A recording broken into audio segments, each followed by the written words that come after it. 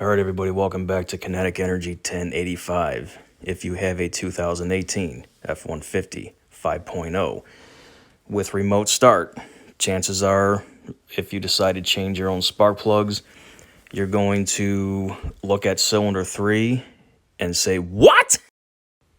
This is cylinder 3. Underneath that foam pad is your high pressure fuel pump, and this is the only spark plug that is actually difficult to take out. The rest of them are super easy. They came out extra special smooth, not like my former 5.4 liter Triton. There was literally no reason to record this. This is how most of your coil packs over your plugs are going to look. The yellow arrow is your coil pack. The blue arrow, you just slide that white tab backwards. It's going to come back so easily with your fingernail. And the green arrow is just the screw you take off to get the coil pack off. It's literally that simple. There's no reason for me to actually have a video to show you how to do this. Pull tab back, unscrew screw, lift out coil pack. Your spark plug will then be exposed. This is when you literally take your spark plug socket and your ratchet, stick it in the well. I believe it's around 7 inches of extension you're going to need. Righty-tighty, lefty-loosey. They unscrew just fine. So taking that foam pad off of this high-pressure fuel pump, this is what you're going to see. The little high-pressure fuel pump on your left, the round thing, and that locking tab where the gas line connects to it. That's the one without high pressure going through it. The one you can see right behind it on the other side of the circle is the high pressure one. Guess what? You do not have to unscrew that. You push the little tabs on that white piece and squeeze them, push them forward, and literally you just pull that black tab and that line right off that high pressure fuel pump. And when I say only a couple drops come out, just a couple of drops. So what I also don't recommend doing is opening your driver's side door, is because that's when it primes your fuel pump.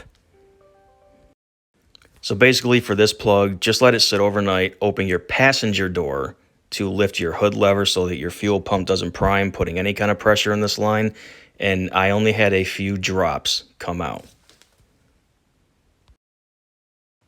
This is just a picture of the fuel line disconnected. You can see the white tab and the black tab are still on that end piece. And you can see the connecting piece on the high pressure fuel pump exposed right there. Don't be scared. Just pull that tab out and then pull back on that line and it's going to come right out.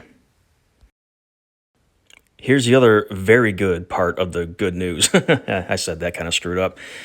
That red arrow is pointing to the actual boot that is in between those two lines, but you're not going to be able to access it without removing that line that I just showed you. Gently just kind of maneuver that boot out of there. There's plenty of space for it to come out. I did not even have to disconnect. If you look at the end piece of the arrow, that's almost like the old days, the wires, caps, and rotors. You can unplug that from the coil pack, which is right below it, but you don't even have to do that. Take that fuel line off, lift that boot right out from there. You don't even have to disconnect it. And then you're ready to go take your spark plug out again. Righty-tighty, lefty-loosey. This one, when you get in there, you're just going to see that you can't take your 6 inches of extension and your ratchet and stick it down the spark plug well. This is what I did. I took the I would say 5-inch extension with the socket on the bottom, slipped it in. You know, I kind of went up around, stuck it back in the hole, and then I put the other extension on, then the ratchet, then I loosened it up. It's just the easiest way to get in there. You do not need to do anything crazy. You don't even need any kind of swivel, wrench, ratchet pieces. There's just a visual of how I did it. Went in there just fine, unscrewed just fine again. There's plenty of room. You do not need to disconnect that high pressure fuel pump or that other line. Here's just another picture of that foam insulator. I guess it just dampens the sound of the high pressure fuel pump because everyone thinks their engine's bad when they hear it.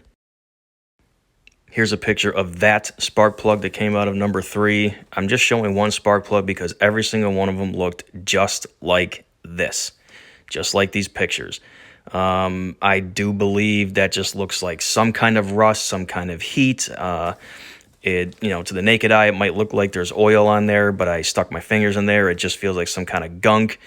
I do not believe that is considered oil on the threads, but every single plug looked just like these pictures, which I'm going to show you in a second. I took off the internet, which appears to be normal conditions for used spark plugs. Again, they all look fine. Your manual is going to say you need SP551. That plug is no longer made. SP589 is the replacement plug. I've used them, obviously, and the truck's been running fine. So don't, what I call yo dog, don't buy yo dog products that are like some weird off souped up name brand. Yo dog, I put these plugs and coils in my car, dog, and it's going to increase the horsepower by like 50, dog. In your old 4-cylinder 1992 Honda Civic. Buy these, okay? Can't stress it enough. I hear Fords are finicky. They're going to have problems with any other plug but this. I've seen enough videos. Please buy these plugs. The only live part I'm actually able to show. Well, that's all 8 of them. Just did the last one. Please don't blow sky high.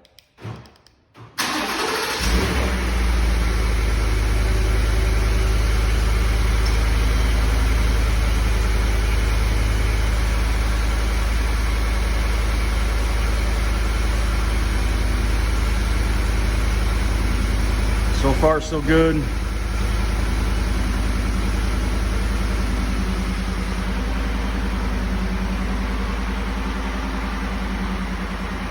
That's not a leak. That's just a stain from when I drain the oil in the garage here and it gets on the floor. That's not actually a wet liquid. Well, I did it. I'm happy. Take it easy. Semper Fi. Doop. So I have not seen any videos showing how to do this yet, so hopefully I'm the first one, and hopefully I helped some of you out that want to tackle this job. But you get to spark plug number 3 and you're like, oh man, I don't know what to do about this one. Have no fear. Just watch this video. I hope it helped. And again, this time I actually didn't put anti-seize on the threads. I didn't put dielectric grease on the boots. It's fine. Normally I do that stuff. It's recommended. Go ahead and do that if you feel it necessary. Just don't get any on the porcelain. Semper Fi.